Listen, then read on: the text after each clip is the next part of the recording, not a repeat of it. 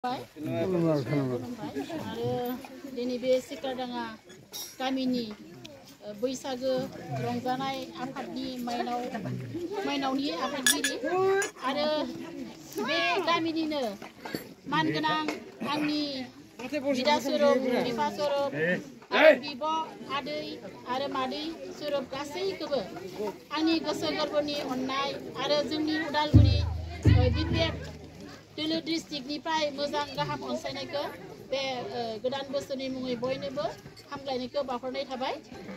गिबियावनो आङो बे समायाव जोङो उदालगुरि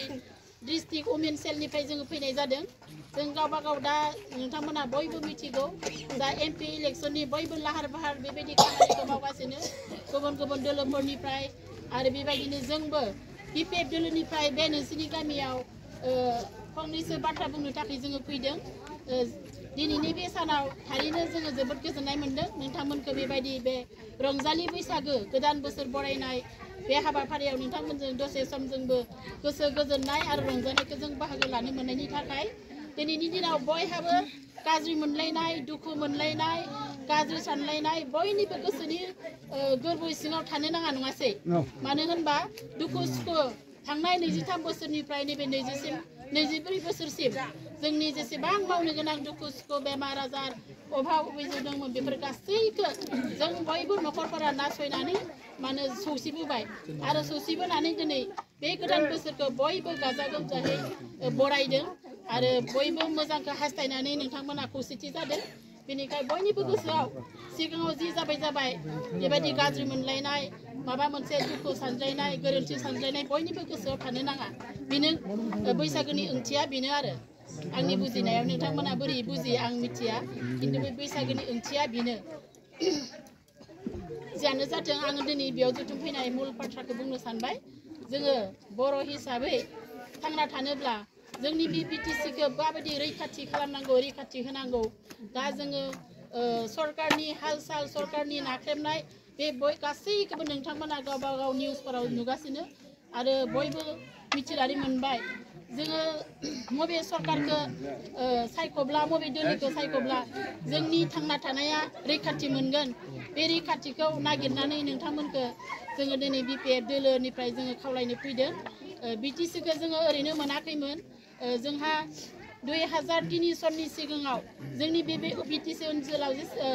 गोबां नारा नाथा जुजिदोंमोन जे बड'लेण्ड नांगौ होननानै बड'लेण्ड डिमान्ड खालामदोंमोन नाथाय बे जाफुङाखिसै। जोंहा बिटिसि एकर्ड दे जाबाय आरो 2020 मायथाइयावहाय जोंहा बिटिआर एकर्ड जाबाय बेयावबो जों बड'लेण्ड मोनाखिसै जोंखौ थगायबाय। जोंखौ आसाम सरकार आरो बिदिनो सेन्ट्रेल सरकारा जोंनो बड'लेण्डखौ होनाय जायाखिसै। नाथाय दायो जों नुनो मोनदों बे बिटिसि एकर्डआव माबायदि गोरोन्थि सानबाय बेफोर गासैखौ नागारनानै जोङो बयबो जोङो खौसेथि जानांगौ। जा जोंनि बिजाथिया जाबाय दुर्गा दास बर' बिथाङा जोंनि कालाइगाव समस्तिनि जोंनि बिपिएफ दोलोनि एमएलए सासे बिजाथि आरो बिथांनि रेसिडेन्ट न'खरा जाबाय फेरगाव समस्तियाव दङ टंला फेरगावआव बिथाङा जोंनिनो जायगानि बिटिसि ओनसोलनि जायगानि मानसि आरो जितु बिजेपि दोलोनि जितु बिजाथि दिलीप सैकिया बिथाङा जाबाय सासे हारसा हारिनि मानसि आरो बिथाङा जोंनियाव गोबां भट मोननानै देरहादोंमोन एमपि जानो हादोंमोन नाथाय दिनैसिम बिथाङा जोंनि बे ओनसोलाव जोंनि बे बर' ओनसोलाव मा जौगाथाय खामानि मावखो जोंनि थाखाय माला गसंफैदों आरो माब्ला जोंनि गेजेराव मिटिं खालामफैखो आं नोंथांमोननि भटखौ मोननानै आङो एमपि जानो हाबाय होननानै मालाबा नोंसोरनि गेजेराव धन्यबाद होफैदोंमोन नामा? होफैयाखै नङासै। उदालगुरिया गोबां लोब लोब मिटिं गिदिर खालामबाय नाथाय दिनैसिम बिथाङा धन्यबादथ' गैया सा कापसेबोथ' गैया धन्यबादबो दिनैसिम जोंनि गेजेराव बेबायदि होफैनाय बिथांनि खुगानिफ्राय रावखौ जोङो खोनानो मोनाखिसै। बिनिखायनो जोङो जाथिखौ फोथांनानै लाखिनोब्ला जोंनि बे बिटिसिआव जोङो गोजोन थासारि आरो जोंनि जिबनखौ मोजाङै जों संसार जानो थाखाय जोङो माबायदि बिटिसिखौ रैखाथि होनांगौ बेनि थाखाय जोङो जोंनि बे बिपिएफखौ नोंथांमोनखौ सापर्ट खालामनानै देरहाहोनो थाखाय नोंथांमोननियाव गुरैयै जोङो खावलायनो फैदों। नोंथांमोना जिखि जादिला सिगाङाव जिखि सानो जेबो माबाफोर गोरोन्थिफोर खामानि मावबायब्ला बेफोर गासै गोरोन्थिफोरखौ निमाहा होनानै जों गावजों गाव गोरोबलायनानै जोंनि बिटिसिखौ जों रैखाथि होनांगौ।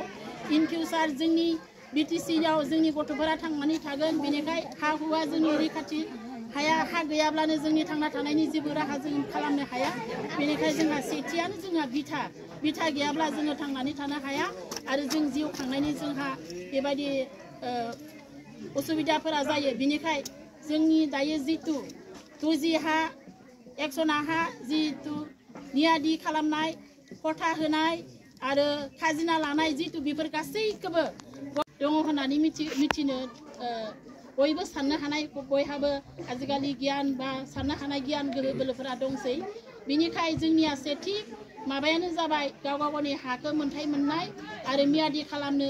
हानाय आरो 2Gनिफ्राय मियादि दखलाव लाबोनो हानाय जोंनिया सेथि उद्देश्यआ बेखौनो लानानै जोङो दायो गामि गामि केम्पिं खालामगासिनो साकरि बाकरिखौथ' मिथिबाय नोंथांमोना न'खर न'खर साकरि होनानै सोरनिबा सार्टिफिकेटफोरखौ खांना लांनाय आरो न'खर न'खर बिदिनो मोनसे पदआव मोनसे जब होगोन बिदि होननानै गोबां मानसिफोरा सिगाङाव बयखौबो परिबर्तन सरकार खालामनो थाखाय थांखि लानानै बेबायदिनो बय न'खर न'खर बा गामि गामि गिदिंथिंनानै माने बेफोरबायदि मोनसे गोदान सरकारखौ नोंथांमोना मोननो लुबैदोंमोन बेबायदिनो मोनबाय नाथाय जितु जाहा 40टा जितु डिपार्टमेन्ट दङमोन जोंनि बे BTC हाग्रामा सरकारनि जि एग्रिमेन्ट बे एग्रिमेन्टआव जिहेतु जोंहा 42टा मोनसे डिपार्टमेन्ट दङमोन बे डिपार्टमेन्टनिफ्राय दिनै 16टा डिपार्टमेन्टखौ स्टेटनो जों सलायनो हाला होननानै बिथांमोना हगारना होबाय आरो बिनि थाखायनो दिनै जोंनि बे ओनसोलाव बिजनेस बा बिदिनो थाखा फैसा गोबां आंखाल जाबाय बिनिखायनो नोंथांमोनखौ गुरैयै खावलायदों नोंथांमोना जोंल' नङा आरो गुबुनफोराबो नोंथांमोननि गेजेराव बेबायदिनो नोंथांमोननि बेसेन गोसा भटखौ बिनो फैगोन बिनिखाय जोंल' नङा जों दिनै आइजोनि मोनसे आफाद जानानैसो नोंथांमोननि गेजेराव फैदों आरो बिनि उनाव खिजानि सोरबाफोर MLA बो फैगोन MCLA फैगोन सोरबाफोर फैगोन बिनिखायनो जोङो दिनै आरो बारासै नोंथांमोननि बे रंजानाय बैसागोखौ जोङो माने गेप खालामनो बा दोनथ'नो सानाखै आङो दिनै नोंथांमोनखौ आं सासे उदालगुरिनि वमेन आङो प्रेसिडेन्ट आंनि मुङा जाबाय मिरा दैमारि आंनि मा होनो एड्रेसखौ आं खोन्थानो बावगारदों सिगाङावनो ओमफ्राय आं निमाहा बिदों आङो वमेन प्रेसिडेन्ट दङ दा दसे उदालगुरि ओनसोलनि आइजोफोरखौ आङो सलायनो थाखाय बे बाहागोखौ मोननाय जादों आङो गोबां रोङाब्लाबो आङो जाथिनि थाखाय खामानि मावग्राखाय आबसु आन्दलननिफ्रायनो आंबो दङ जोंबो गोबां माने दुखु जों सैसोनो गोनां जादों NDPनि लानानै BLTनि लानानै न'खराव जोङो मोजां जिउ खांनो हायाखै मोजां उन्दुनो मोनाखै सैमाफोरखौ डिउटि होनांगौ आर्मिफोरखौ डिउटि होनांगौ बेबायदिनो जोंबो गोबां आलाय आफाय जादों नाथाय दिनै बे BTR शक्तिनि जाय जोंहा फाउन्डार जे रन्जन दैमारि बिथाङाबो दिनै बे शक्तिनि उनाव जियालावसो थाबाय थानांदों गावनि न'खर परियालफोरजों संसार जानो मोनाखै नोंसोर बायदि रंजानो मोनाखै गावनि गथ' गथायजों दिनै लोगोसे थानो मोनाखै आरो बिदिनो बिथांजों लोगोसे गोबां मानसिफोरा जियालखानाफोराव दङ नाथाय दिनै बिथांमोना शक्ति जानायनि उनावबो जियालखानायावनो जियालनि ओंखामखौनो जाबाय थानांदों बे बेसे दुखुनांथाव बाथ्रा बियानो जाथोंसै आं बेसांखिनिखौ नोंथांमोनखौ बुंफोरनानै नोंथांमोनखौ नांगोलनि सुबियाव जाहाथे अननानै भट होनानै जों देरहा होगोन जोंनि MP बिजाथिखौ जोंनिनो लकेलनि जायगानि बिजाथि आरो बिथाङा जुदि MP जानो हायोब्ला जोंहा सेन्ट्रेल दिल्लीयाव जुदि बिथाङा सायख'नानै नोंथांमोननि भटखौ जुदि सायख'नानै थाङोब्ला बिथाङा निस्सय जोंनि बर' जातिनि बर' हारिनि बुजिनो खाबु मोनगोन आरो बिदि खाबु मोनोब्ला जोङो एसेब्लाबो बोलो गोरा जागोन जोंनि बर' हारिफोरा थांना थानायाव एसेबाबो रैखाथिफोरखौ जोङो मोननो हागोन बेनिखाय आं नोंथांमोनखौ गुरैयै आंनि गोसो गोरबोजों बा BPFनि जानानै आं नोंथांमोनखौ गुरैयै खावलायनो थाबाय गासैखौबो आङो हामबाय होनदों आंनि बे उदायि बिबुंथिखौ खोनासंनानै नोंथांमोना बेबायदि रंजानाय समखौ दसेबाबो लाखिनायनि थाखाय आं नोंथांमोनखौ गोसो गोरबोयै आं धन्यबाद होदों आरो हामबाय होनदों आरो जोंहा माइनावनि आफादगिरि बिथांखौबो हामबाय होनबाय जोंनि थाखाय समखौ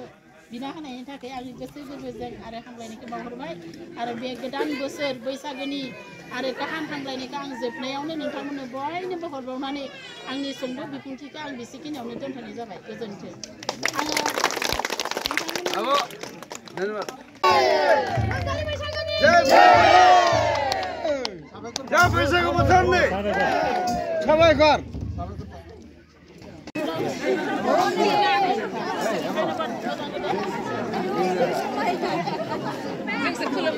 नोंसोरनि मोसानो बेरायनायखौ जों दसे माबा लाखिबाय आब'मोना दिनै बे रंजालि गोदान बोसोराव बे जोंनि माजबाद ओनसोलनि 1 नं सिकारि दाङा गामियाव नोंथांमोना दिनै मा उद्देश्य लानानै फैदों बेखौ सिगाङाव बुंनो हागोन ना? जोंनि उद्देश्यआनो जाबाय फैबाय थानाय जितु बिसायख'थि एसेम्बलि इलेक्सननि थाखाय जोङो बेवहाय जोङो केम्पिं खालामफैदों सिकारि दाङा बे गामियावहाय आरो जोङो दिनै बे रंजालि बैसागुनि रंजानाय बे सिकारि दाङा गामिनि जों रायजो राजाफोरखौ जोङो लोगो मोनबाय बेनिखायनो जोङो जोबोद गोजोननाय मोनदों आरो जोंबो लोगोसे गोसोखौ रंजानाय एसेबाबो जोङो बाहागो लाफाबाय बेनिफ्राय जोङो जोंनि बे बिपिएफ दोलोनिफ्राय जोङो उदालगुरि डिस्ट्रिक्टनि जानानै फैदों आरो जोङो मा होनो बे गामिनि बेसेन गोसा भटखौ जोङो बिनो फैनाय जाबाय आरो बिदिनो जोंहा रायजो राजाफोरा सापर्ट खालामदों ओंखायनो जोङो गोजोननाय मोनदों। आब'मोना बेयाव फैनानै रायजोफोरनिफ्राय अननायखौ बेसेबां मोनदों?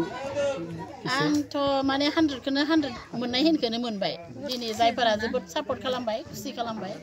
आरो जों बिथांमोननि रंजानाय बेबहार रिसिपसन जोंखौ बरायनाय मोजाङैनो बिथांमोनहा बरायदों बिनिखायनो जोङो आसा खालामदों बे गामिनि बयबो जोंखौ